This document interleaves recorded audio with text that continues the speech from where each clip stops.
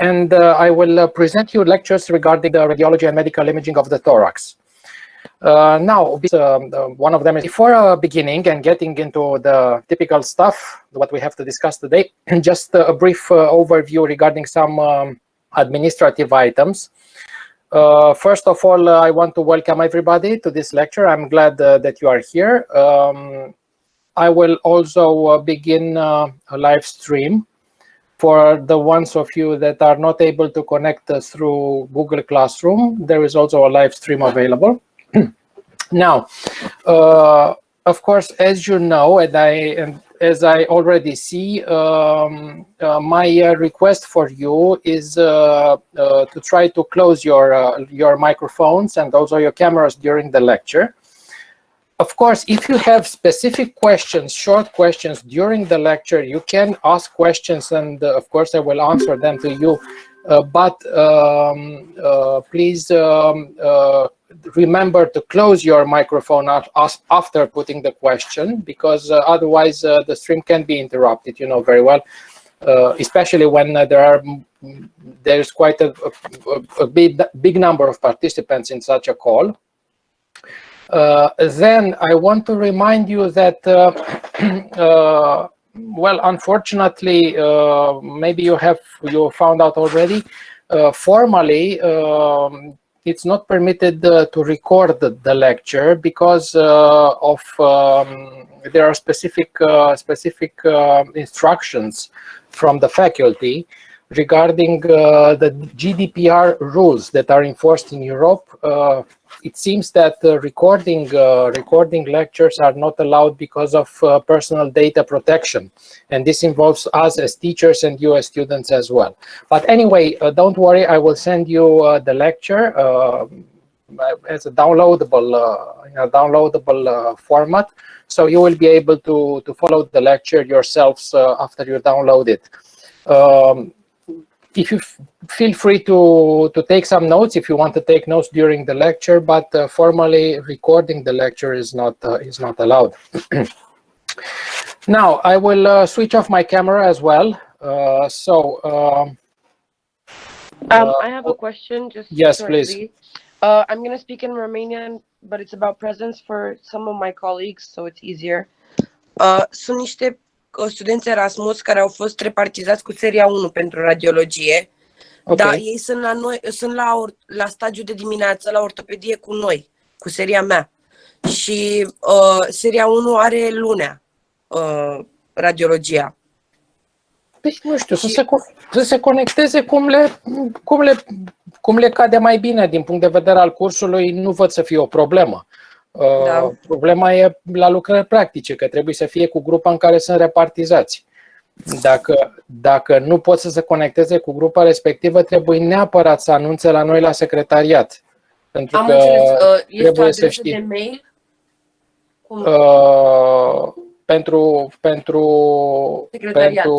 Pentru secretariat, da. Este o adresă de mail. O să o trimit la sfârșitul cursului, că trebuie să o pun pe chat. Da? Perfect. Okay. Sau pe Classroom, cum vă vine mai Sau ușor. pe Classroom, da. Okay. Bine, mulțumesc. Great. Now we will switch to English, and I will start the lecture today. Hopefully you can see my laser pointer as well. Today the lecture is divided into two parts. In the first part, there are some introductory items regarding the X-ray of the thorax, and also some general information regarding the radiological methods used for the imaging of the thorax, and then radiological semiotics of the thorax. And in the second part, which will be shorter, we will go into the specific pathology, the radiologic pathology with the alveolar syndrome. And from next week on, you will continue the lectures with the other syndromes, pathological syndromes in the radiology and medical imaging of the thorax. Now, in the first part, I wanted to give you just some very short information regarding the way these methods, these imaging methods are classified. If you take different textbooks, you will find a lot of classifications of this radiological and medical imaging studies. Anyway, I have chosen just two ways of classifying them because they are easier to understand. First, it's a classification related to the type of image acquisition that we perform. First, and historically first, there are the projective methods. What does it mean, projective method? Projective method is a method that is still widely used today, as for example, the X-ray of the thorax, which consists of a source of X-ray, that is the tube of that is producing the X-ray beam. The X-ray beam is directed towards the patient. So the patient is standing in the front of the X-ray beam, inside the X-ray beam, in front of the tube, and the beam will go through the patient, will enter from one side of the patient. We can assume that the X-ray beam is entering from the back side of the thorax of the patient, will go through the patient and will exit the patient on the opposite side. Let's assume that the X-ray beam is exiting the patient at the chest level. So it goes from the back to the front of the thorax. Now, because of the different structures, organs, and tissue the X-ray beam encounters during its way through the patient, this X-ray beam will exit the patient in a very heterogeneous way. Some parts of the X-ray beam will be more attenuated because of the dense structures in the patient. Other parts of the X-ray beam will be less attenuated consequently. Now, according to these different levels of absorption of the X-ray beam inside the patient, on a certain area that is located near the patient, generally there is the X-ray film or the digital detector nowadays in modern X-ray machines. On the digital detector and on the film, there is an image that is formed according to these different levels of attenuation of the X-ray beam. And the final image is produced on the film, let's assume, according to the structure of the patient.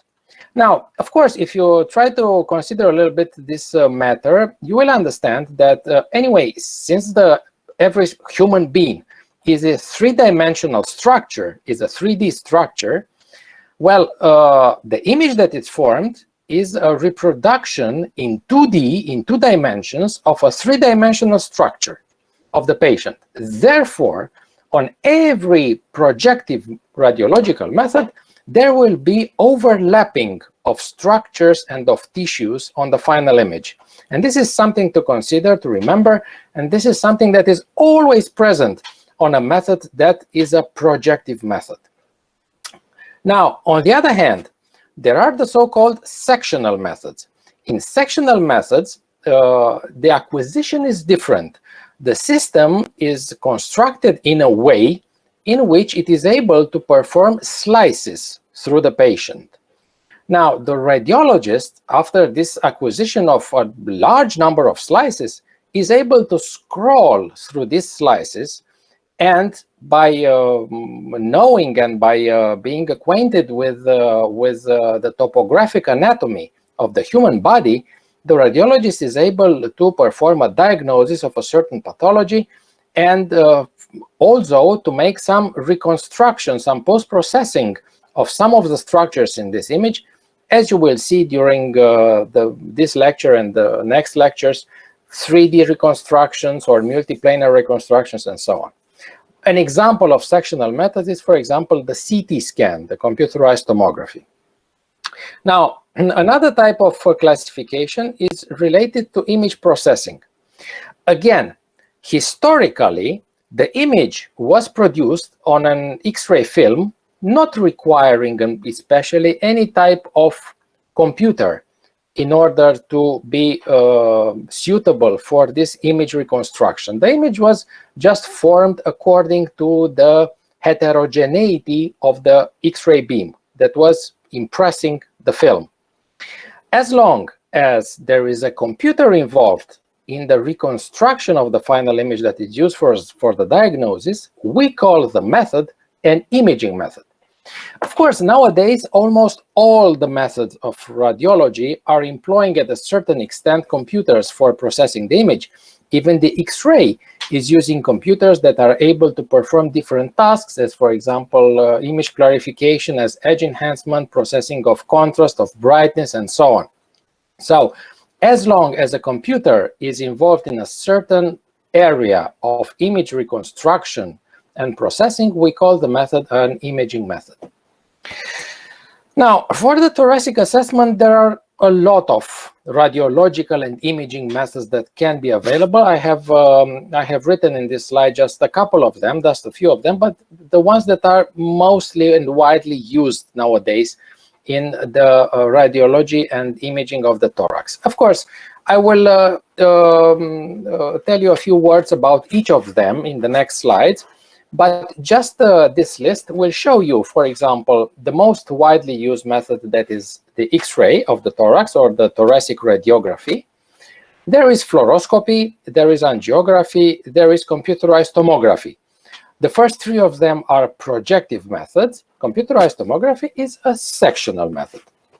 Now, other types of imaging methods are magnetic resonance imaging and ultrasound. You see that I have coupled these two, I have grouped these two in a different rectangle than the first one. Why? Because the first four methods, all of them are using X-rays in order to produce and to acquire the image. Computerized tomography is also using an X-ray beam with a different type of acquisition, but still it is an X-ray beam.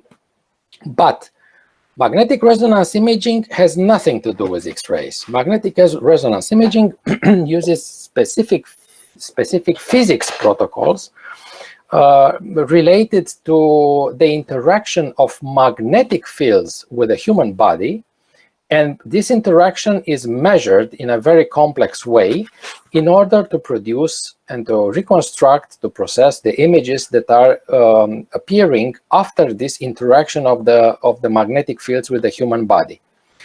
Ultrasound, you already know, I'm sure, uses, of course, ultrasound, so very high-pitched sounds beyond the human hearing, that are producing echoes inside the human body, and these echoes are reflected by the different structures in the body and are returning to the ultrasound transducer, and by analyzing this return of ultrasounds to the transducer, the machine is able to reconstruct, of course, some images. Again, nothing to do with X-ray, but just ultrasound. So what does it mean? It means that the first four methods, all of them, induce a certain level of radiation for the patient. So, used in an inadequate way, they might be harmful at a certain extent. Of course, not in everyday diagnosis, they are not harmful. The benefits highly overweight the risks, but still, they produce radiation for the patient. But MRI and ultrasound do not produce any type of radiation. They can be repeated as long as there are indications for them without any harm, as far as we know until now, for the human body. Apart from them, in the last rectangle, I have put pulmonary scintigraphy, which is something very different related to the other ones, to the previous ones.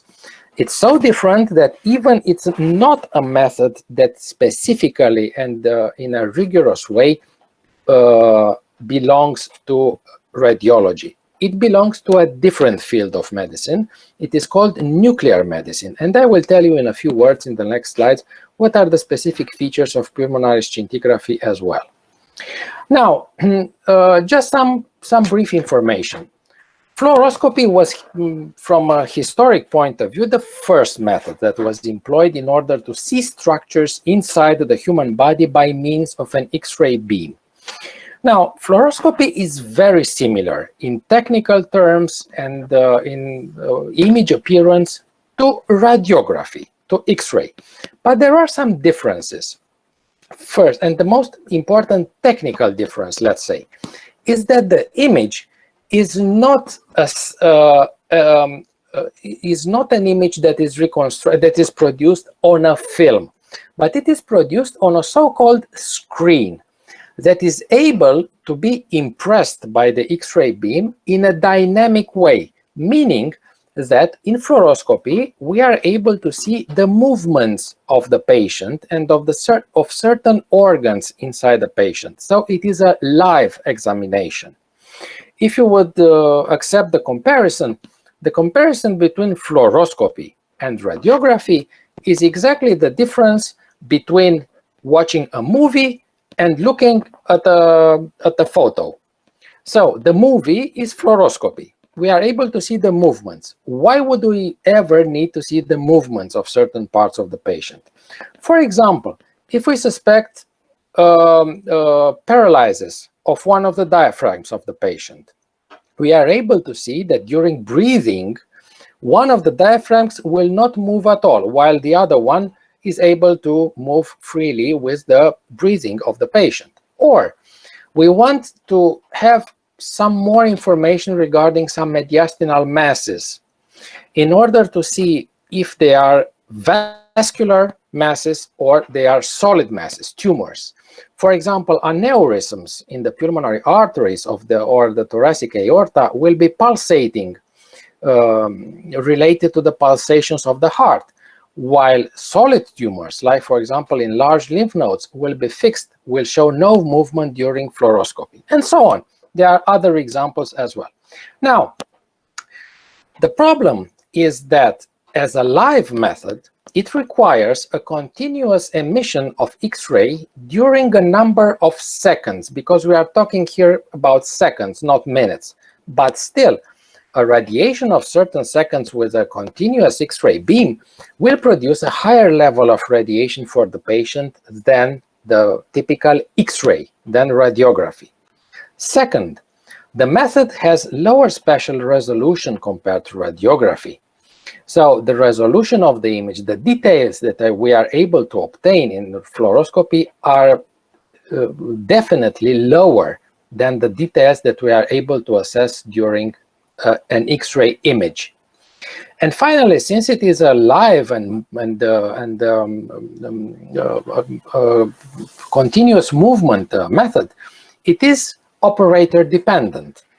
So the protocol of the examination will be customized by the radiologist that performs fluoroscopy. Nowadays, fluoroscopy is used very scarcely, is uncommonly used in very specific cases because of these disadvantages more than related to the single advantage that it has, the live or dynamic exploration. Now, X-ray or thoracic radiography is by far the most widely used method for an overall picture, for an overall impression of the thorax of the patient.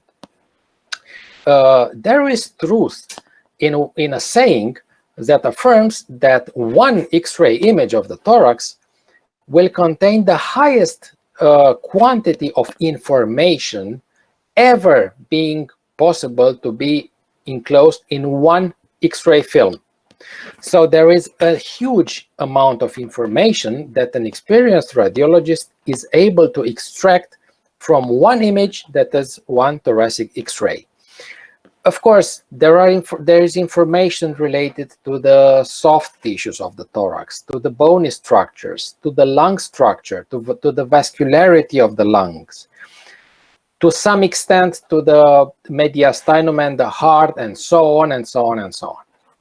Now, if you look at this image, which is a normal X-ray image, and you compare to the previous image that I've shown you, a fluoroscopy image, the most striking difference is that the shadow of grays that is visible on the film is inverted in fluoroscopy with reference to radiography, meaning that in fluoroscopy, the most dense part of the patients, take for example the bony structures or the heart, which are the most dense structures, have dark shades of gray or are rather black, and the most and the least dense part of the patient, as for example the air in the lungs, is white. In radiography, it's exactly reversed. I will not go into details why this is happening. It's just the way that the screen is impressed by the screen in fluoroscopy is impressed by the X-ray beam, for example, compared to the digital detector or the X-ray film that is impressed in a completely reversed way by the X-ray beam. Now, I will not go into very many details regarding the technical approach for the X-ray. This is something that the workshop will tell you about. But still, I will remind you just that a standard X-ray, thoracic X-ray, is made with the patient standing. So the patient should be in an upright position, standing, and the patient will have the chest towards the film or the digital detector, and the back of the patient will be against the X-ray tube, so the source of the X-ray beam. So the X-ray beam is entering from the back side of the patient and is exiting the patient through the chest. Why is it happening? I will tell you a little bit later, but more details in the workshop. This is something, this position of the patient is more suitable for a visualization of more structures and in a better way than the reverse position, as you might think that it might be more natural from the anterior to the posterior of the patient. This is why the standard X-ray, called also the front view, is a posterior to anterior position, posterior to anterior view. This is why we call it PA, from posterior to anterior. The film is taken during patient inspiration and breath hold. So the patient will inflate the lungs in a forced breath in, will hold the breath for a couple of seconds, the image is taken, and then the patient can breathe normally. Now, the X-ray beam will be produced and will be directed towards the patient as a very, very short pulse. So the X-ray beam will need only a couple of milliseconds in order to go through the patient. This is the reason why nowadays X-ray requires a very low amount of radiation in order to produce even very good quality images. So the time of the X-ray beam being produced is extremely short, just a couple of milliseconds. Now, whenever we need more information regarding some lesions that we might see in one of the patient hemithoraces, the right or the left one, we can also perform a lateral view. The lateral view means another view at 90 degrees related to the posterior anterior view, meaning that the patient will turn 90 degrees either to the left side or to the right side, according to where the lesion is located. If the lesion is located, for example, on the right side, the patient will turn with the right side of the thorax towards the film in order for the lesion to be as close as possible to the film. And if the lesion is on the left side, accordingly, he will turn exactly in the opposite position. Now, a lateral view is able to depict the thorax also in terms of anterior and posterior structures, not just right-left structures and cranial or caudal structures. You see that on a front view, we are unable generally to affirm which structures are located anteriorly and posteriorly because they are overlapping. If we perform a view at 90 degrees, of course, we have the other missing dimension of the space that we are able to assess and to properly position certain lesions inside the thorax of the patient. Well, you see that on this thoracic X-ray film, there are a lot of overlapping structures. And I will go into more detail on this. Just have a very brief and very, let's say, short overview of the fact that, for example, the ribs are overlapping in terms of posterior arches of the ribs with anterior arches of the ribs and so on. One more thing, you see that on the thoracic X-ray, there is a very large number of shadows of gray, which are able to be produced according to the different absorption of the X-ray beam in different areas of the patient. There are sometimes other views as well that might be required in very specific conditions, and in the last part of this lecture today I will go briefly into this. Some oblique views which are made at 45 degrees, very uncommonly used nowadays. Sometimes an ancillary view, front view, in blocked expiration and not inspiration, again in very specific indications, not commonly used. Or an X-ray made in dorsal decubitus. This is very important because some patients are bedridden, are not able to stand during the examination. For example, patients in intensive care units. Therefore, for these patients, there are mobile systems, radiological systems, that are able to be taken in intensive care units, for example, and an X-ray is performed.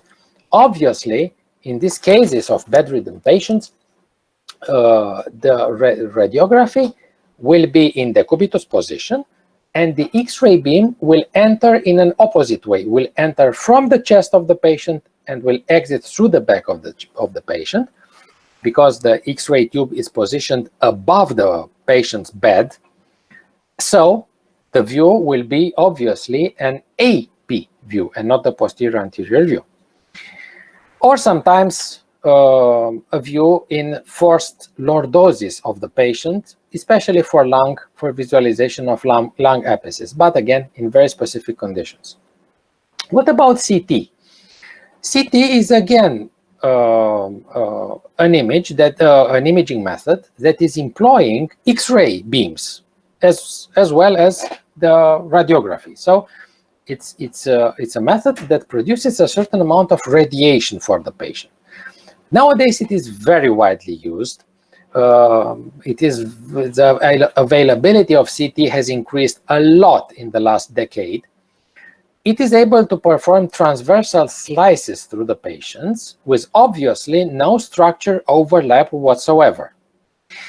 And a very big advantage of CT is that the shadows of gray in the images, in the slices that are produced, are calibrated according to their level of gray, from the darkest shadow of gray, which is actually black, to the lightest shadow of gray, actually white.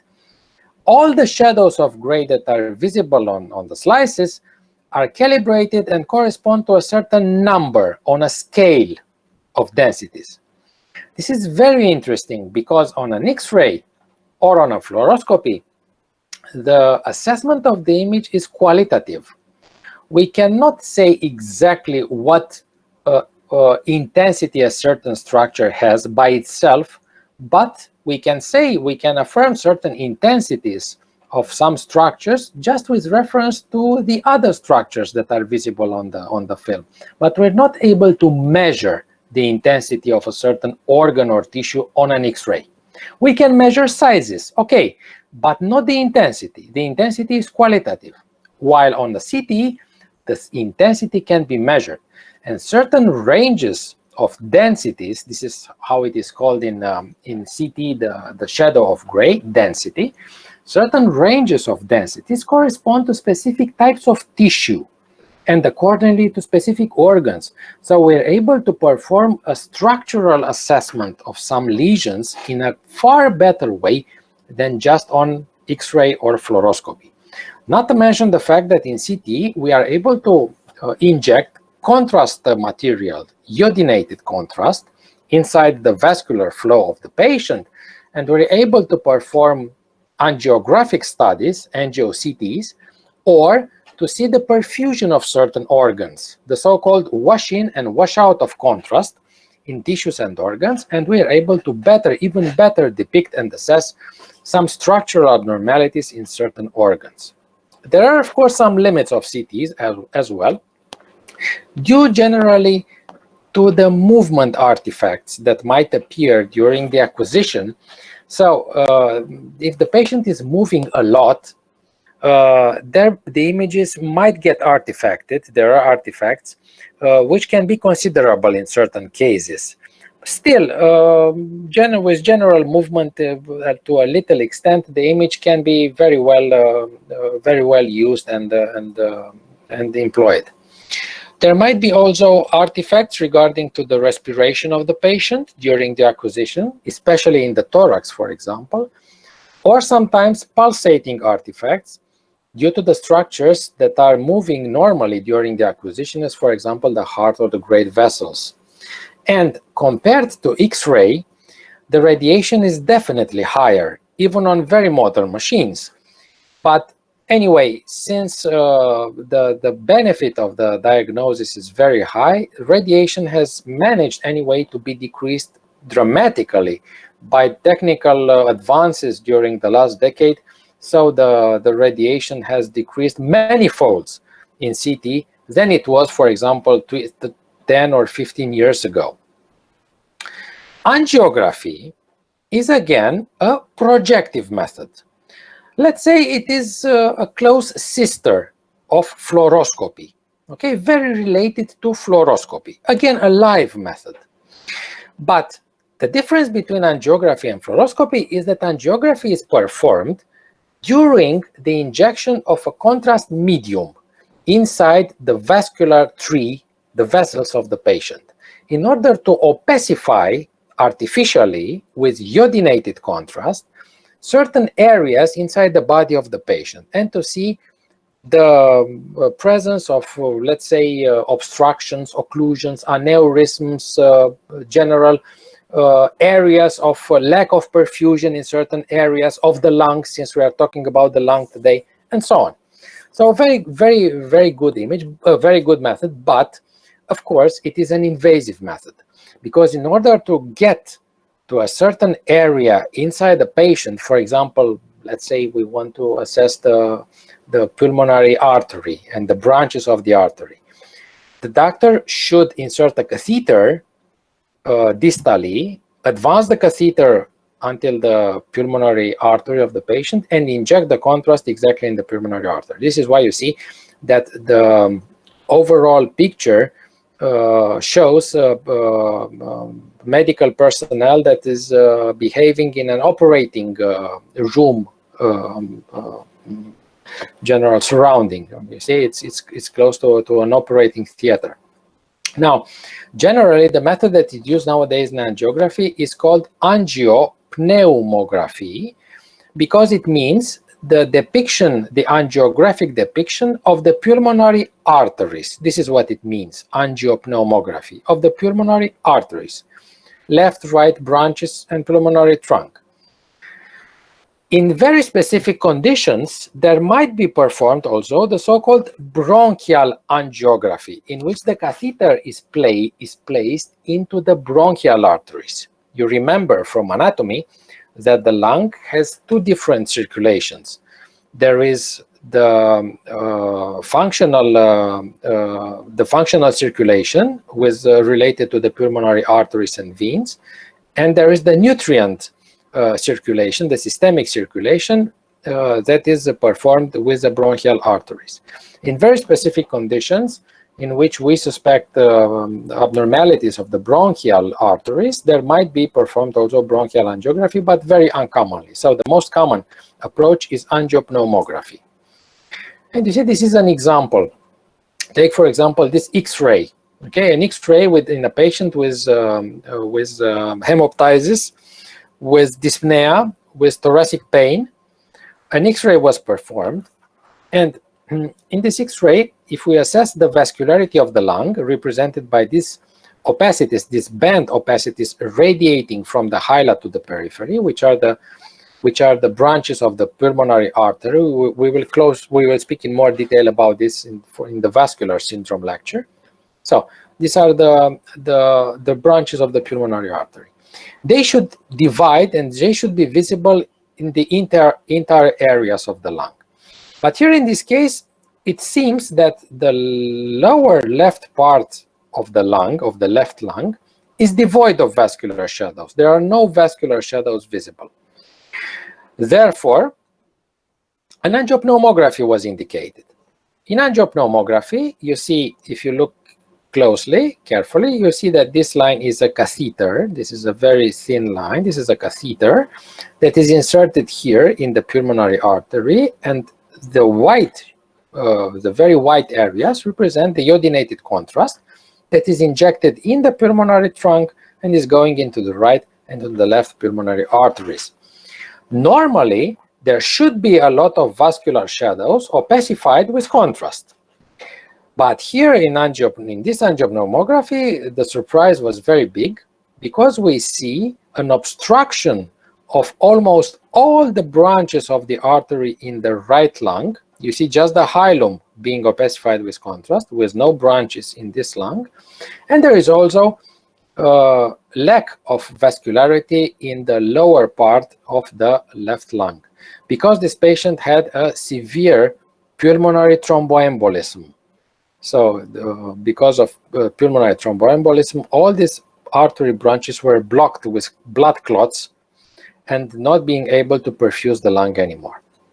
Now, something to consider before going further, in radiology generally, not just in thoracic radiology, but in overall radiology and medical imaging, please take note that the right part of the patient is our left part.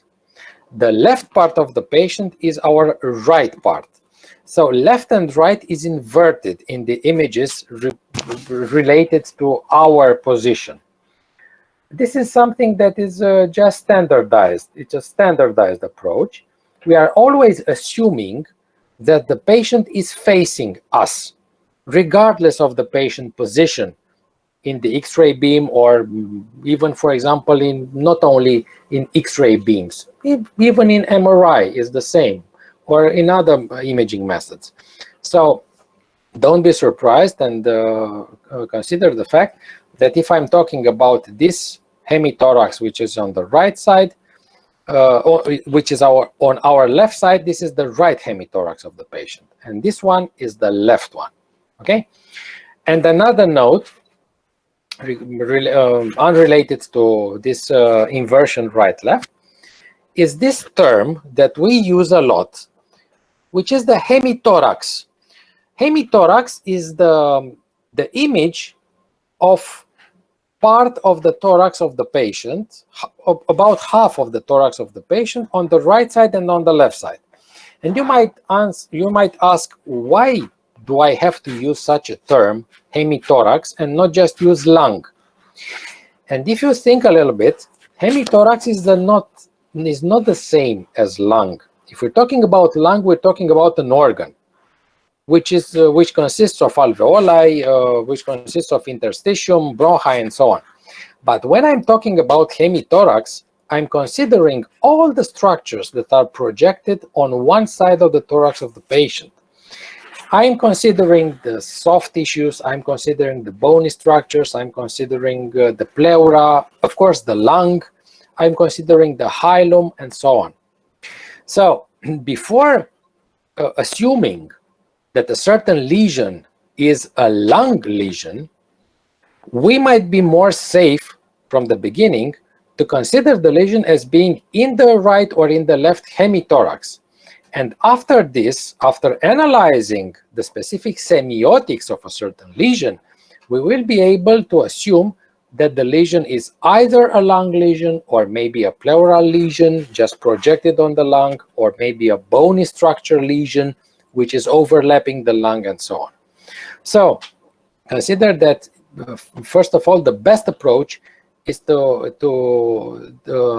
name these areas that we are used to assess as right and left hemithorax, better than lung. What about scintigraphy? I told you that scintigraphy is a method that is belonging not so much to radiology and medical imaging, but to nuclear medicine. Why? Scintigraphy uses a completely different approach. In scintigraphy, the patient is injected with a radioactive compound. Radioactive compound. This radioactive compound will diffuse through the blood flow of the patient into the tissues and organs of the patient, and will concentrate at different levels according to specific features of certain organs, and even more according to specific features of certain types of lesions. For example, tumor lesions or inflammatory lesions will load a higher concentration of radioactive substance than some other tissues or organs of the patient. After the injection of the radioactive compound in the bloodstream of the patient is scanned with a scanning camera from head to toe, and the result will be a map of the radioactivity of the patient according to the levels of concentration of this radioactive substance. This map looks very hazy, very ill-defined. If you compare it to an X-ray, for example, which is very clear and gives you a lot of details, the scintigraphy map will look very odd, okay, not so great. But the biggest advantage of scintigraphy is that it is a functional method. It's not a morphological or anatomical method as the other ones are to different extents. In scintigraphy, the measurement is according to the function of the tissues and the organs and the ability of certain lesions to load a higher degree of radioactive substance. Typically, in the assessment of the thorax, there are two types of scintigraphy. There is a so-called ventilation scintigraphy, in which the patient is breathing air that is marked with a radioactive gas, which is xenon 133, which diffuses inside the lungs, inside the alveoli of the patient, and the scanning of the patient will be able to depict areas that have a lack of ventilation, non-ventilated areas. And there is another type of scintigraphy, which is called perfusion scintigraphy, in which there is an IV injection of a compound, a radio tracer, which is technetium-99, again radioactive. And in this case, the map will show the perfusion of the thorax, especially of the lung. And one can compare the appearance of ventilation related to the appearance of perfusion and make assumptions of certain areas of the lung that have abnormalities either of ventilation or of perfusion or both of them. And according to the appearance of these areas, a certain diagnosis or differential diagnosis at least can be adequately made. So it's a good method, but very specific, a functional method. Ultrasound. I think you already know about ultrasound. I go briefly into it. Ultrasound is used generally in studies for the mediastinum, for the heart, or the thoracic wall. It is able to assess the movement of the organs, as for example, a heart or diaphragms, and the study of vascular flows by means of the Doppler echography. There is no indication of ultrasound in the assessment of lung parenchyma. Every structure that is filled with air will not be able to deflect the echoes of ultrasound back to the transducer. This is the reason why ultrasound is not able to assess lung parenchyma by any means. But regardless of lung parenchyma, ultrasound is good, especially for the heart, the pericardium. You know very well echocardiography, which is the most widely used imaging method in the study of the heart. And also to remember that a deeper structure or lesion is inside the patient. In our example, since we're talking about the thorax, we can assume that the deeper mediastinal assessment we want to perform, the lower the value of echography will be. Meaning that ultrasound is very good for structures that are peripheral, close to the transducer. As long as the structure we want to study is deeper inside the body, the efficiency of ultrasound decreases accordingly. And finally, MRI. Magnetic resonance imaging is a completely different method with different physics and different approach. I cannot go into very deep into the general understanding of the method, because it might take us several lectures just to explain the physics, the physical principles of MRI. But you have just what you need to understand is that it uses the properties of certain magnetic fields that are highly calibrated in space and time, and are interacting with the human tissues and organs. And according to the absorption and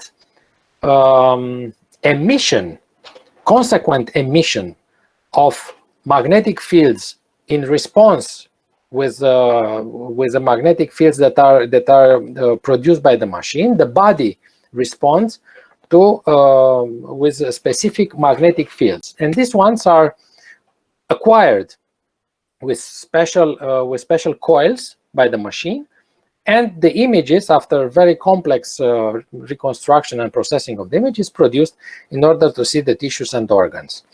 Now, a difference between MRI and CT, for example, is one difference is that MRI does not use X-ray, so it's not radiating. Another difference is that MRI is able to acquire the images in any possible plane. CT generally will acquire the slices in a transversal plane, so axial plane. MRI is able to perform acquisitions in any possible planes, okay, in coronal, sagittal, axial, and oblique planes, regardless of the orientation that we desire to use. MRI has a high accuracy assessment of all the structures, again, as ultrasound, excepting pulmonary parenchyma. Due to the same problem that lungs are filled with air, the magnetic fields are not able to interact satisfactorily with the air inside the lung. This is why MRI is not a reliable method for assessing the lung parenchyma. But all the other structures can be depicted with an extraordinary accuracy, regardless of position, of how deep they are, how superficial they are, or the location of organs and tissues. It is able to assess the vascular flows. It is able to assess the heart in terms of morphology, dynamics, the function of the heart, the structure of the myocardium. So some items that are impossible to assess with other methods. It's in such an accurate way. But the method is time-consuming, has a high complexity, and of course it's expensive. For example, a heart MRI, an MRI of the heart, might take, in some cases, up to 1.5 hours an exam, per exam. So you can imagine that it's not something that we can do to all the patients, but just with specific indications. This is the reason why MRI is indicated just with very specific indications, when we know precisely what benefits can such an exam produce related to other types of imaging methods. But in specific cases, the efficiency of the exam is very, very high. Okay, this is an example of MRI in coronal plane. You can see a slice in coronal plane. You can see the descending aorta. You can see the liver. You can see the thoracic. You can see the ribs. You can see the muscles of the thoracic wall and the fat. All of them depicted with very high resolution and with very high contrast accuracy. This is a slice in sagittal plane, in which you can see the aortic, the aortic arch, the descending aorta. You can see the pulmonary artery, the left atrium, the subclavian artery on the left side, and so on. And of course, the vertebrae, the thoracic vertebrae. So there are specific images in the MRI, and they should require a good understanding and knowledge of the method. Now we go on to some items regarding the normal appearance of the thorax in medical imaging and radiology. Now, I will leave for the workshops most of the discussions regarding the normal appearance, but still I want to point out some items that I find that are rather interesting and very well worth remembering and knowing. So on the thoracic X-ray, we are assessing the image according to the shadows, of gray. Now, in the area, there are some areas that are more intense, more opaque. We call them shadows that have light shade of gray, and some areas that are more transparent, which are rather black or with dark shades of gray. But always we have to keep in mind that on an X-ray there is important overlapping of anatomical structures. Take, for example, as I have mentioned before, the posterior rib arches, which are these opacities, band-like opacities, that are descendant from the medial to the lateral part of the thorax. They are very easily seen in both hemithoraces, but if you look carefully, that you will see that there are some similar band-like opacities that have a completely reversed orientation. So they are descending from the lateral to the medial part of the thorax on both sides. These are the anterior rib arches. Now, the anterior part of the ribs and the posterior part of the ribs will overlap. So this is something that is always present on a chest X-ray image. And they might lead to some arbitrary and some, let's say, some strange images exactly appearing where these structures overlap. Not to mention overlapping that is always present between the clavicles of the patients and the lung apices of the patient. They are overimposed. And as you see, the clavicles are overimposed on the ribs, and so on. Another very important overlap is the overlap of the mediastinum on certain areas of the lung that are covered by the mediastinum, so we cannot see them properly. So there is always important overlapping of anatomical structure, and we should know this and should understand this overlap in order not to misdiagnose certain images that are nothing but overlapping of structures. Just a brief reminder regarding the pulmonary fissures and their appearance on the chest X-ray. Now, on the right side, you know that we have two fissures. One of them is the great fissure, called also the oblique fissure. The other one is the little fissure, called the horizontal fissure. The great fissures divides is called oblique because it goes from the upper back part of the thorax to the lower front part of the thorax before the diaphragm. So it separates obliquely the thorax into two different areas.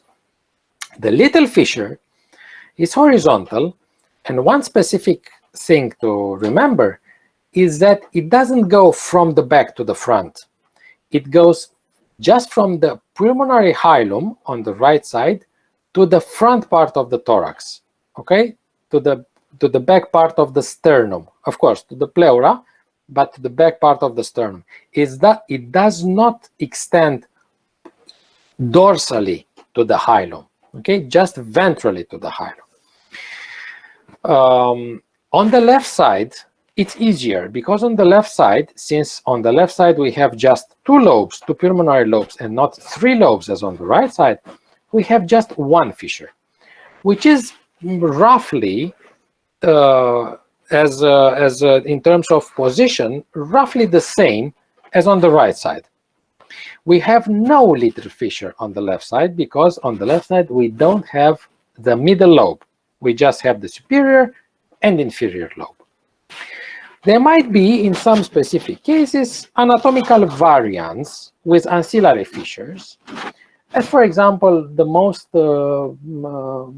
most frequent ancillary fissure is the so-called azygos lobe fissure, which is a small fissure, very tiny fissure, which is located always on the upper right part of the mediastinum, close to the upper right part of the mediastinum. Of course, there is no pathological implication. It's just a finding. It's just an incidentaloma. Or some other features, as for example, separating apical segments of inferior lobe. These are some drawings showing you the hypothetical position of the fissures and where we should look for the fissures. First of all, the fissures, whenever we see them, appear as very thin, opaque lines, very thin linear shadows. This is the right lung on the front view and on the lateral view. With the solid line, we see the position of the oblique fissure. You see, it separates the inferior lobe, which is this triangular lower lobe, to the other two lobes, which is the superior lobe and the middle lobe. Since its position is oblique from the back to the front, it can be generally be seen in the lateral view, okay, very frequently. But because its specific position in the subject, in the human being, on the front view, we are not able to see the oblique fissure. It's invisible. It is there, but it's not visible as clearly as it can be seen on the lateral view. With a dashed line, you can see the horizontal fissure. The horizontal fissure goes, therefore, just from the hilum to the anterior part of the thorax. It separates the upper lobe to the middle lobe.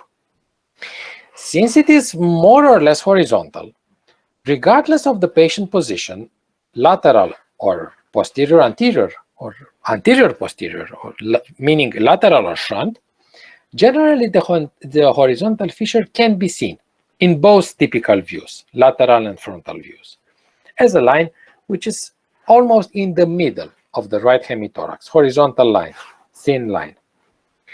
On the left, since we have just one fissure, which is the oblique fissure, you can see that more or less it has the same orientation as the oblique fissure on the right side. But on the left, we have no horizontal fissure because there is no middle lobe. But what is the structure of the left lung? In the left lung, we have just one very big upper lobe and a lower lobe, an inferior lobe. So we have just superior and inferior, no middle lobe. The lung area which corresponds to the middle lobe on the right side, but is not middle lobe on the left side, this area belongs to the upper lobe and is called lingula. Lingula, I will show you in just a few slides. Lingula, okay? But it is a part of the upper lobe. Okay? Since we have no horizontal fissure, on the left side, generally, on the front view, we don't see any fissure because the oblique fissure is generally not visible on the front view. So I will not go because we don't have time to go into other details regarding the segments of the lobes. But just to remember, on the right side, we have 3 pulmonary lobes. On the left side, we have 2 pulmonary lobes. Now, the left lung has some specific features if we relate the features to the right lung. As we have seen, the lack of a horizontal fissure. The territory, the area corresponding to the middle lobe on the right side is not a lobe per se, but is called the lingula and is a part of the superior lobe. And another feature, another peculiarity of the left lung is that the inferior lobe has one segment less than on the right side. There is a lack of the so-called paracardiac segment because on the left side we have the heart itself that is in direct contact with the pleura of the lung on the left side. So there is no paracardiac segment, which is present on the right side. This is a drawing depicting both lungs seen from the inner to the outer area, meaning we look at the lungs from the hilum, okay, from the middle, from the mediastinum to the periphery. And this is the right lung. You can see we have the superior lobe, we have the middle lobe, and we have the lower lobe. On the left side, we just have the superior lobe, but please notice how big it is, okay? It has the size of the superior and middle on the right side put together, and the inferior lobe, which is roughly the same as on the right side, but one segment less. No paracardiac segment on the left side. And a few words about the assessment of the mediastinum on the X-ray. Well, what is the appearance of the mediastinum on the X-ray? I will go one slide on and I will go back. We're talking about this very big white area that is located in the middle of the chest X-ray, which is the mediastinum, and to be more precise, this is the cardiomediastinal shadow. Cardiomediastinal shadow, meaning the projection of the heart and of the mediastinum overlapping. Okay, heart and mediastinum overlapping. It's a white area, an opaque shadow in the middle of the X-ray. Now, the mediastinum, of course, is a very important area of the thorax, but it's very difficult to assess on the chest X-ray. The only benefit that can show the X-ray in order to assess the mediastinum is the fact that the mediastinum is located between the two transparent hemithoraces, meaning it's an opaque area between two transparent areas. It means that it has a very good outline. You can see the contours of the mediastinum very easily. But unfortunately, this is more or less all of it, because all of the rest are limitations in the visibility on the chest X-ray of the mediastinum, problems. And what are the problems? The problem is that in the mediastinum, there are multiple overlappings of different organs and tissue. Just think about it. We are talking about the great vessels that are overlapping with the trachea, with the esophagus, with the heart, with the lymph nodes. There is pleura that is overlapping the structures. There is a lot of connective tissue. There's the spine that is overimposing also the sternum. So a lot of different types of tissues and structures that are overlapping together. The problem is that all these structures, very different, are packed together into a very tiny space. Okay, so they are stick together, they are packed together. And this is the reason why we're not able on a chest X-ray to see them independently as we would wish. If we perform a lateral view, things are not very different, because on the lateral view, okay, we don't have the overlapping of so many structures. But the problem is that on the lateral view, on the mediastinum, we have overimposed the two transparent lungs, the hemithoraces, on the right and on the left side. And partially, there will be always images of the arms of the patient that are overlapping on the mediastinum. And also, you have to remember that in the mediastinum, we have very highly different organs and with connections with very remote organs. And I will give you just one example. For example, we might face a case in which there are very large lymph nodes in the mediastinum, because not only as frequently as in lymphoma, for example, but we might have a patient with a small bronchopulmonary tumor, a cancer. And the cancer might be rather small, but the metastasis in the lymph nodes of the mediastinum can be very big. So the mediastinum can show abnormalities in shape and in dimensions, in size, because of its connections, lymphatic connection or vascular connection to remote organs, which will reflect abnormalities in the mediastinum. So things seem rather difficult for the mediastinum, and they are, and this is the reason why the assessment of the mediastinum on the chest X-ray is rather limited.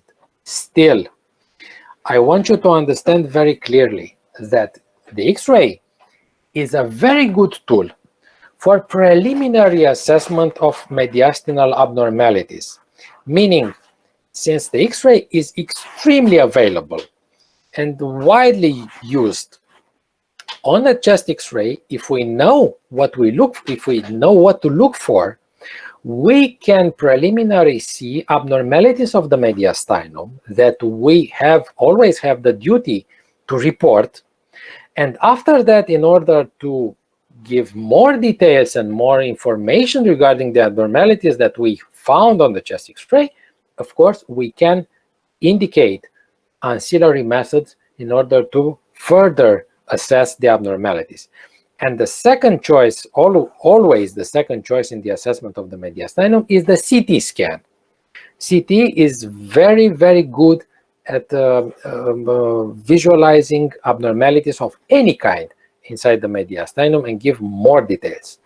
But as a preliminary tool, chest X-ray is very good. But in order to use it in a proper way, we should understand what we look for. And in the mediastinum, we have to remember what is the meaning of the different areas of the edges of the mediastinum, of the outline of the mediastinum. This is the reason why the mediastinum contours are divided on the right side in 2 segments and on the left side in 3 segments, each of them corresponding to the projection of one specific organ inside this area. For example, of course, we will go through this afterwards. We will reconsider this when we will have the lecture of the mediastinal syndrome. But still some preliminary information for you right now. So, on the right side, the upper segment of the mediastinum on the right side corresponds to the projection of the superior cava vein. This is the superior cava vein. The inferior contour of the mediastinum, which is always a little bit convex, corresponds to the projection of the right atrium. So, on the right side, we have superior vena cava and right atrium. On the left side, we have 3 segments. The uppermost segment is the aortic knuckle, the aortic arch, which corresponds to the horizontal portion of the anatomical aortic arch. Then, just below, a small contour corresponding to the projection of 2 different structures. One structure is the pulmonary artery, the main pulmonary artery, and the second structure is the left auriculum of the left atrium, left auriculum. So, pulmonary artery and left auriculum. And the lowermost contour, the biggest contour of the left side of the mediastinum, corresponds to the left ventricle. So on the left side, we have aortic arch, middle segment corresponding to pulmonary artery and left auriculum, and lower segment which corresponds to the left ventricle. On the lateral view, the mediastinum sits in the middle of the image, separated by 2 transparent areas related to the front part of the thorax and to the lower part and posterior part of the thorax. These transparent spaces are related to the overlapping of the 2 lungs, the right and the left lung. In the anterior part, it is called the retrosternal clear space, and in the lower part is called the retrocardiac clear space. It's just overlapping of lungs. So retrosternal, retrocardiac. The mediastinum sits in the middle between them. And the contours of the mediastinum are also standardized on the lateral view. but somehow they're easier to remember. The anterior contour of the mediastinum is divided into two segments of equal length. The lowermost segment of the anterior part of the mediastinum is represented by the projection of the right cavities of the heart, meaning the right atrium and right ventricle. They are projected here. The uppermost part of the anterior side of the mediastinum is represented by the projection of the pulmonary artery. So here we are, pulmonary artery in two views. One of them here on the lateral view, the other one here in the middle contour of the left mediastinal border on the front view. So right cavities, pulmonary artery. The posterior contour of the mediastinum, again divided into two segments. The uppermost segment is represented by the left atrium, all the atrium, left atrium, and the lower contour is represented by the left ventricle. So the left cavities represent the entire contour of the posterior part of the mediastinum. Whenever we have abnormalities in the shape or in the size of one or several contours of the mediastinum, we should assume that one or several underlying organs corresponding to these areas of contour of the mediastinum might have enlargement, let's say abnormality in shape and so on. So we raise the awareness of certain abnormalities in this area, and therefore we can perform an ancillary examination, a CT scan, with a specific protocol for the assessment of the mediastinum in order to see what is the underlying lesion that has led to such an abnormality in size or shape of the mediastinum. Now,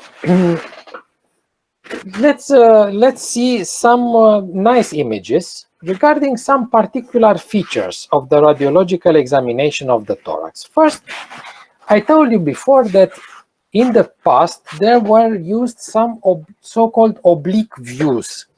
Nowadays, these oblique views at 45 degrees, somewhere in between front and lateral views, are very uncommonly used, because the information that these views were able to offer are nowadays widely available through a CT examination of the thorax. Still, these oblique views are used in order nowadays, whenever we want to very briefly have an overview of the pericardium. They are very good because for their specific orientation at 45 degrees, they are able to see the pericardium all around. So whenever we suspect, for example, calcifications, calcified pericarditis, some oblique views are very good in order to see calcifications of the pericardium. This one is the so-called left anterior oblique, in which the patient is located at 45 degrees, is positioned with the left shoulder towards the film, towards the detector. And you can very nicely see the posterior border of the heart, of course, and the pericardium in this area. This is the right anterior oblique, which is exactly reversed. The patient at 45 degrees with the right shoulder towards the film. And now here we can see mostly the anterior part of the heart. So the only indication remaining for these views is the visualization of the pericardium, especially in situations where we don't have an immediate availability of a CT scan of the thorax. These two images are X-rays of the thorax in the same patient. The second image is taken a couple of seconds after the first one, but you see they look rather different. Why? Because the first image is a typical PA position, posterior to anterior. The second one, again, with the patient standing, but just rotated 180 degrees, meaning AP. the patient in this second X-ray is facing, with the sternum, is facing the X-ray tube, okay, and has the back towards the film. Just by rotating the patient, reversing the patient, you see that the cardiomediastinal shadow is a lot bigger. The appearance of the cardiomediastinal shadow is a lot bigger than on the standard view, because the mediastinum and the heart will be further away related to the film than on the PA view, where the heart and the mediastinum is very close to the film. Okay, the farther a structure is located in relation to the film, the bigger it will appear as a projection on the film. This is one of the reasons why we prefer posterior to anterior position, because we would like, as much as possible, not to cover the lungs by other structures which might appear bigger than they are in reality. We want to show as much of the lung parenchyma as possible. And this is the reason why we will take all the necessary technical approaches in order to make overimposition of planes, overlapping of planes, as minimal as possible. So you see that the heart here looks, it's the same heart, of course, but it looks bigger just because of the position of the patient in the chest X-ray beam. This is another comparison. Again, it was of two patients. One, the left X-ray, is taken during normal breathe-in with blocked breathing. The second one is taken during breathe-out. You can see that the images are completely different. So this one shows a horizontal heart, and you see a lot of opacities in the lower areas of the lung, which are represented by physiological alveolar collapse because of the upper movements of the diaphragms. So you see, this image is impossible to assess correctly, because these areas and the lower part of the lungs are able, generally, it's possible to hide different types of lesions just because of the physiological collapse during expiration. This is the reason why the standard inspiratory timing is always blocked breathe in during the exposure. And finally, this is an image of a slim subject, of a tall and slim subject. You see that the heart has a particular shape, it's very oval shaped, and has quite a small size related to the thorax. This is normal for slim and tall subjects, while this radiograph is one of an overweight subject, a fat person. Again, normal.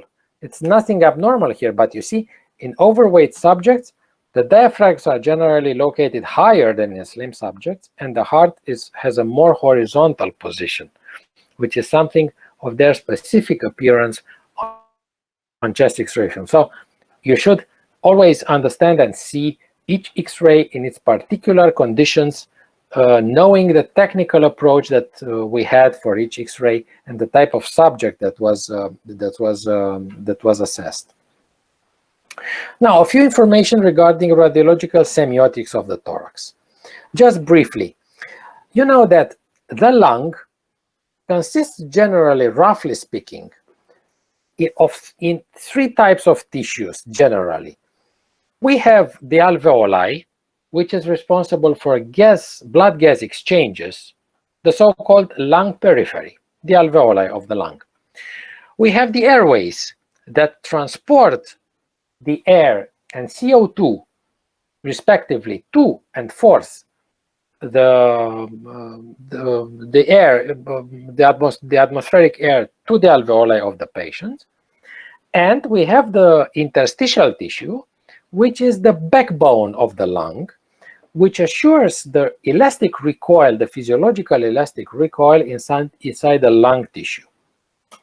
Now, according to the different types of structures that might become abnormal, there are specific images that can be characterized on the X-ray film and specific semiotics which will divide accordingly the pathological approach that we have into specific so-called syndromes. For example, if the alveoli of the lung will no longer be ventilated correctly and will be filled with fluid, as for example in pneumonia, there will be a specific image, and this specific image with specific signs, radiological signs, will characterize the alveolar syndrome. If the interstitial tissue of the lung will be thickened by any means, by inflammation or by fibrosis, for example, there will be other types of pathological images that we will see next in the next lecture. And the image will be completely different, and the patient will have a so-called interstitial syndrome.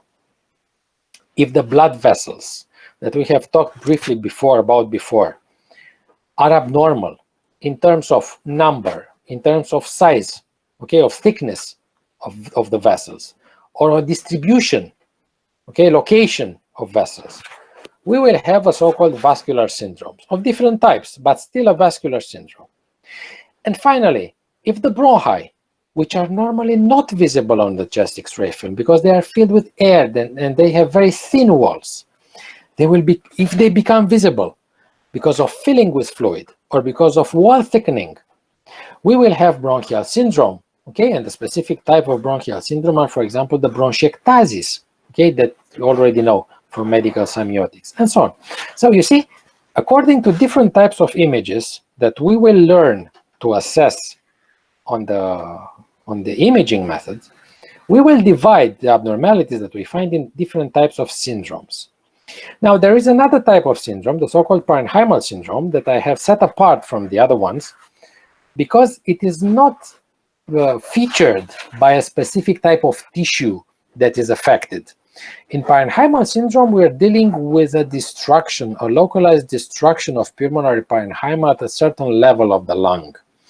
For example, this is due to tumors, benign or malignant, even benign tumors will destroy the normal architecture of the lung in a certain area, okay? Regardless of tissue, underlying tissue. Together, alveoli, interstitium, vessels in this area, bronchi in this area, all of them will be distorted at a certain level. So, for example, tumors or inflammation, localized severe inflammation as abscesses, pulmonary abscesses, okay? And we will see in parenchymal syndrome that this type of destruction of lung parenchyma in the central area will also be featured by some specific signs, radiological signs, and we will be able to affirm the existence of such a syndrome. Now, understanding the appearance of a certain lesion on the chest X-ray, it should be clear that on the chest X-ray, we can see something that is abnormal only when it has a different shadow of gray related to the surrounding tissue. If a certain lesion has the same intensity in terms of gray as the surrounding area, you cannot see it. Accordingly, if we have a lesion that is related to an increase in the absorption of X-ray, meaning a lesion that is dense, whatever the type of the lesion or location, we call it opacity or shadow, and it will have a white color or a light shade of gray. If it's the reverse, if we have a lesion that is more black than its surroundings, we will call it a lucency or transparency, okay, or hypertransparent lesion, and it will be black on the film or dark gray. Sometimes we might have in the same lesion an association of opacity and lucency, a so-called mixed image. What can it be? It can be a cavity. A cavity is a hole in the lung surrounded by a wall that is rather thick. The hole in the lung, the lack of lung tissue, is of course transparent. but the wall is opaque. Therefore, we have a cavity with a mixed type of features, opacity and lucency. Or the second type of mixed image is a so-called air fluid level. At a certain area inside the thorax, in the pleura or in the lung, we might have in the same time an area with air and fluid, with gas and fluid. Fluid will be heavy and will always be in the lower position of the lesion, and the air will be located superiorly, okay, above. Between them, there will always be a level that is straight, okay, like the level of the water in a glass, separating the air to the fluid. Again, the fluid is opaque, the air is lucent, and we will have a mixed image, the air fluid level. Now, I will give you briefly some examples, just examples of how we should treat, for example, the hyperlucency, in order to understand its meaning, its significance. For example, in this patient, you see that we have hyperlucencies located in the soft tissues around the thorax. We have here in the lower part of the neck and in the upper part of the arms. We have in the right axilla. Okay, if you compare it to the normal left axilla, you see that there are hyperlucencies here and all over the place. Also in the towards the arm of the patient and so on, we have a lot of hyperlucencies. They are located outside the bony parts of the thorax, in the soft tissues. So they have a parietal location. This is the so-called subcutaneous emphysema, generally related to severe thoracic trauma, penetrating thoracic trauma, in which air is inserted into the soft tissues of the patient. Nice and easy. Look here, another case. In this case, we have a hyperlucency. Okay, again, a lucency, a big one, in the left hemithorax. But compared to the previous case, you see that in this case, the lucency is located inside the thorax. It's an endothoracic hyperlucency. But what is specific? It has no vascular shadows inside. It is completely clear, with no structure inside, just some ribs overimposed. Whenever you see something like this, generally we're dealing with a pleural location, meaning that we have a patient with pneumothorax, air inserted between the pleural sheaths. So pneumothorax. And finally, take a look at these hyperlucencies. One here, one here, one here. But the biggest one is this one, where the arrow is pointing at it. It's again a lucency. This time, it's surrounded by lung. And what can we see? If we look inside, we see some vascular shadows. But the number of vascular shadows is less than the number of vascular shadows, how many vascular shadows are in the surrounding lung tissue. What does it mean? Does it mean that this hyperlucency has vessels inside? No, not at all. But since it is located inside the lung, surrounded by lung from all sides, there will be vascular shadows that are overlapping with the hyperlucency from the ventral and the dorsal part of the lung, overlapping. But since this hyperlucency is a lack of lung tissue, of course, a part of the vascular shadows that should have been inside are no longer there. So the number of overlapping vessels is less than the one in the surrounding lung. So an endothoracic hyperlucency surrounded by lung tissue, but with less pulmonary vessels inside than the surrounding lung, is a hypertransparency, is a hyperlucency with parenchymal location. So a lung disorder. You see, what I wanted to show you briefly and in a very simple way is just that by looking at certain features as location and appearance of certain hyperlucencies, we can already perform some differential diagnosis and even positive diagnosis of some lesions that are hyperlucent on the chest X-ray. We can assess, for example, subcutaneous emphysema, we can assess pneumothorax, and we can assess, for example, a lung abscess.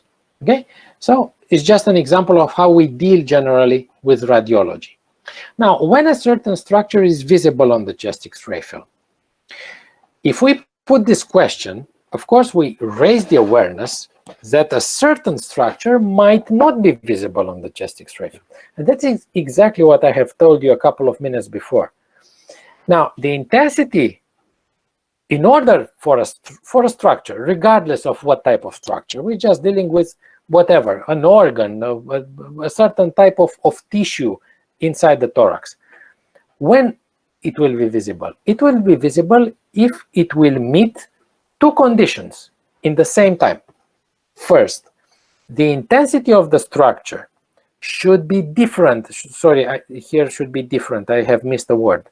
Should be different from the surrounding area, exactly what I have told you before, either more loosened or more opaque than the surrounding area. And second, it should be thick enough in the way of the X-ray beam. If a structure is too thin, even if it is rather dense, it will not be visible as distinct, as a distinct image on the chest X-ray film. This is the reason, for example, why the oblique fissure is not visible on the front view, either on the right or on the left side of the lung. It will be visible just on the lateral view, because just on the lateral view, it will be thick enough in the way of the X-ray beam. In the front view, it will be too thin and will not be able to be depicted. Now, take a look at this example. For example, the diaphragm. The diaphragm is a so-called contour because it separates two different areas, one that is loosened, normally loosened, which is the lung, to one that is opaque, which is the upper abdomen, a shadow. A separation between a loosened and an opaque area on the X-ray is called contour. The same diaphragm in this case will show differently. Will show as a band opacity, a curved opacity, because in this case it separates two different loosened areas, loosened above, loosened below. Why? Because in this patient has pneumoperitoneum, meaning air accumulation inside the peritoneal cavity. Air will be structured below the diaphragms and will separate the two diaphragms to the liver and to the spleen.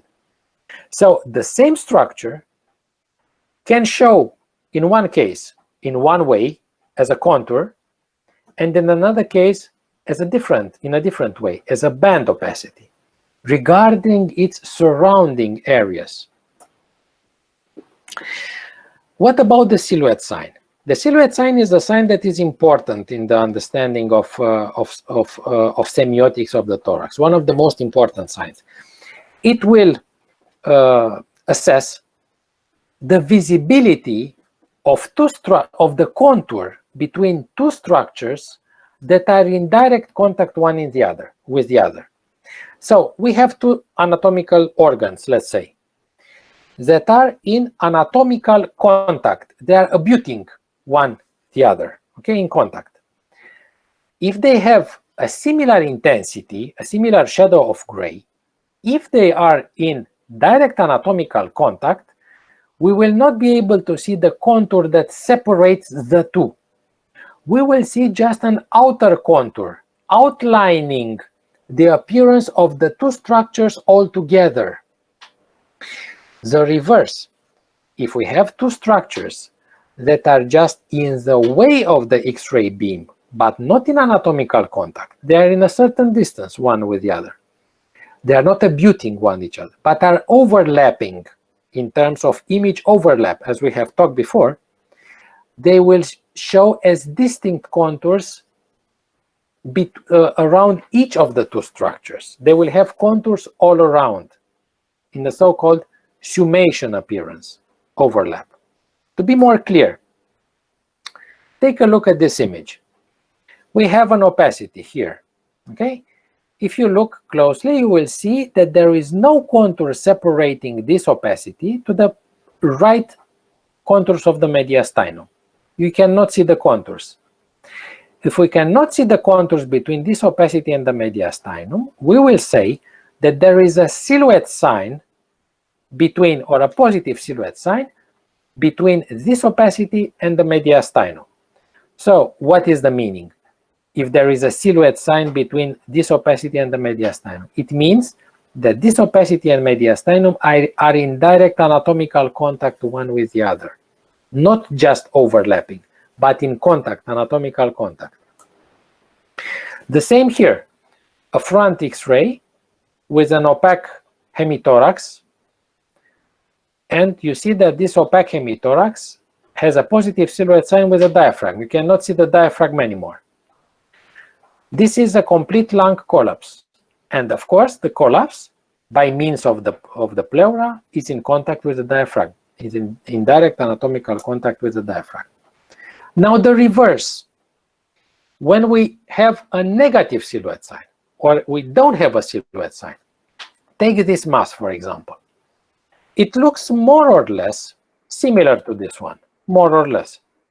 But if you look closely, you will see that there is still a contour of the mediastinum separating the mass to the mediastinum. So there is no silhouette sign here. What does it mean? It means that this mass, even if it looks like belonging to the mediastinum, is not belonging to the mediastinum. It's just overlapping with the mediastinum. And in fact, if you perform a lateral chest X-ray, you will see that it's located in the lung at a certain distance to the mediastinum, just overlapping with it on the front view. Another example of negative silhouette sign, no silhouette sign. Take this opacity, for example, at this radiograph that is enlarged, and you will see that the mediastinum retains its contour in respect to the opacity. You can still see the contour. It means that this opacity is not in anatomical contact, is not abutting the mediastinum. It's just projecting over it. And in fact, this is the reality. You see on the lateral view that this opacity is located in the retrosternal clear space. Actually, it is a hydatid cyst of the lung, which doesn't belong to the mediastinum. It's just projecting over the mediastinum. And finally, air bronchogram. What is air bronchogram? Is the visibility of bronchial branches or airways as linear lucencies on the background of an alveolar shadow. It means we have very tiny bent hyperlucencies that are dividing on the background of a shadow. The shadow in the background is an alveolar opacity, and the linear hyperlucencies are the bronchi which remain filled with air on the background of the alveolar consolidation. Okay, so what is the meaning?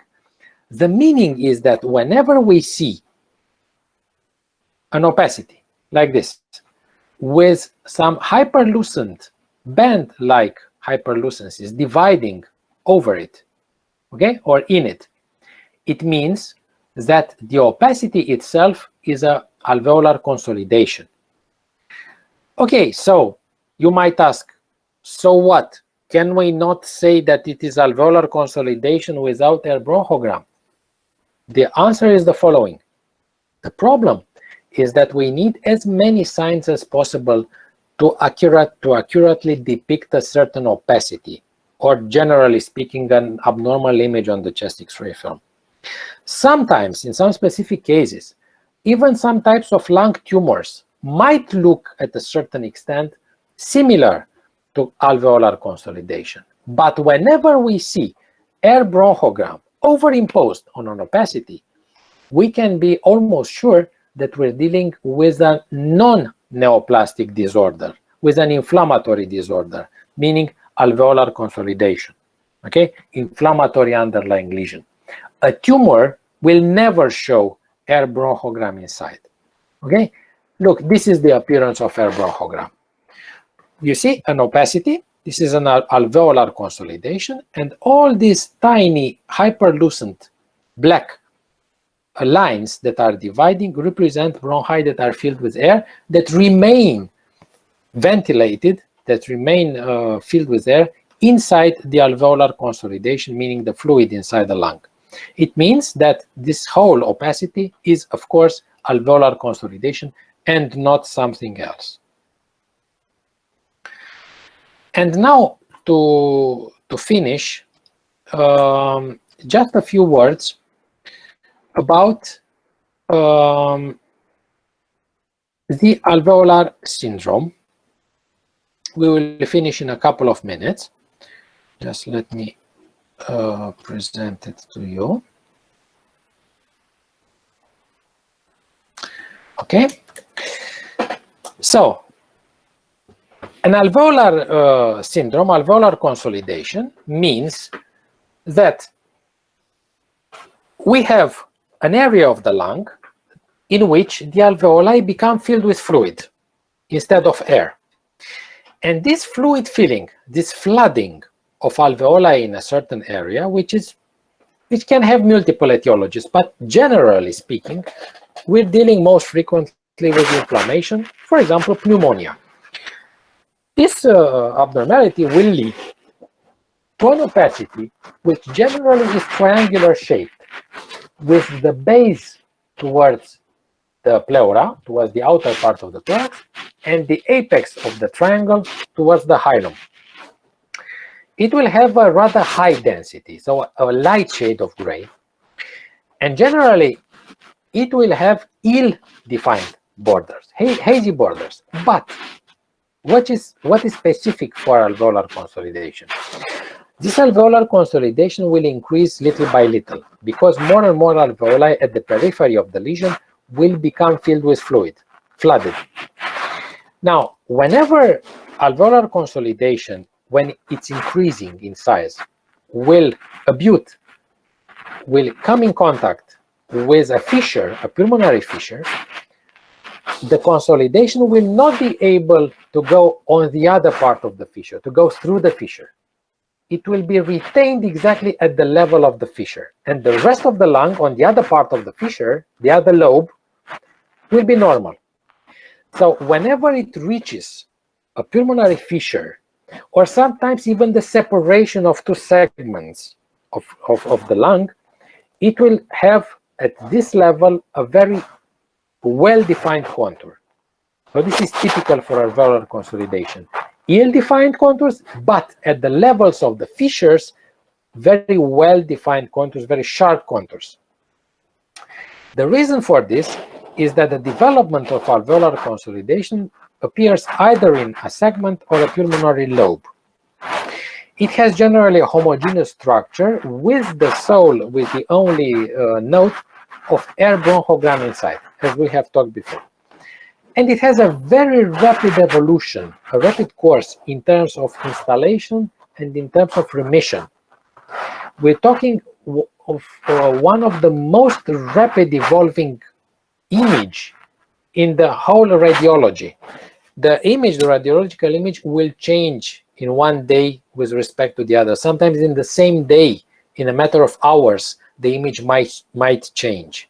Very rapidly evolving.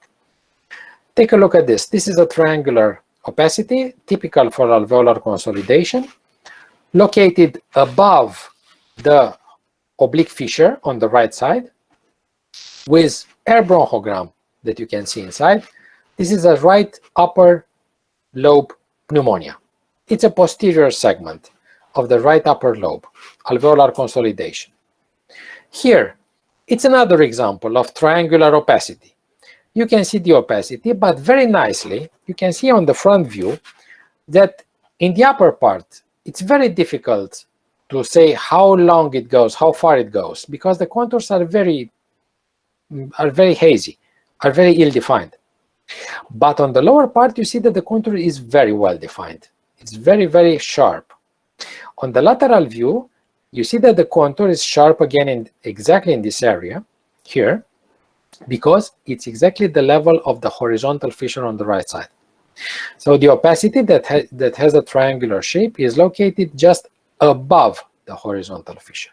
So it's again a right upper lobe pneumonia, this time in the anterior segment of the right upper lobe. So again, an upper lobe pneumonia, just to see the appearance of the contours that are very sharp at the levels of the fissures. This is alveolar consolidation in a CT slice scan, in which you can see the opacity and you can nicely see the air bronchogram inside. Very, very, very nice air bronchogram, typical for pneumonia. Again, triangular opacity, typical for alveolar consolidation, this time in the lower part of the left hemithorax. If we take a look at the lateral view, we see that the opacity is located above the oblique fissure. Above the oblique fissure on the left side, it means lingula. Okay? Remember, still upper lobe in this area on the left side. And here, finally, you see another triangular opacity with our bronchogram inside. But what is the problem here? The problem here is that if you look closely, you see that it's located in the posterior part of the left lung. It's not in the anterior part as the other one was. Okay, you see, it's in the inferior lobe. This is also the reason why you can see it that is located below the oblique fissure. What I want to point out, a specific thing. Take a look at the front view, okay, in this case. And take a look at the front view in this case. Okay, there are two different patients, and the X-rays look a little bit different, but just on the front view, it's very difficult to tell a specific location of this alveolar consolidation. The final location is given by the lateral view, because on the lateral view you have the position of the fissures more accurately than on the front view. On the lateral view, this one is typically above the oblique fissure, while in the other case, in this case, this one is typically below the oblique fissure. So even if on the front view, these opacities, these consolidations, this pneumonia might look the same, they are in two different lobes completely. Okay, one is in the superior lobe, one is in the inferior lobe. So the take-home message is that always in alveolar consolidation, perform lateral views, because only while examining the front and the lateral view in each case, we are able to correctly position, to correctly locate the position of a certain alveolar consolidation. And this might be important, okay? This might be important to have a precise location of this kind of this type of lesions. Now, this is what I wanted to discuss with you today. Please tell me if you have any questions. We will continue next week. The first part of the lecture next week will be provided to you by my colleague, Dr. Mugur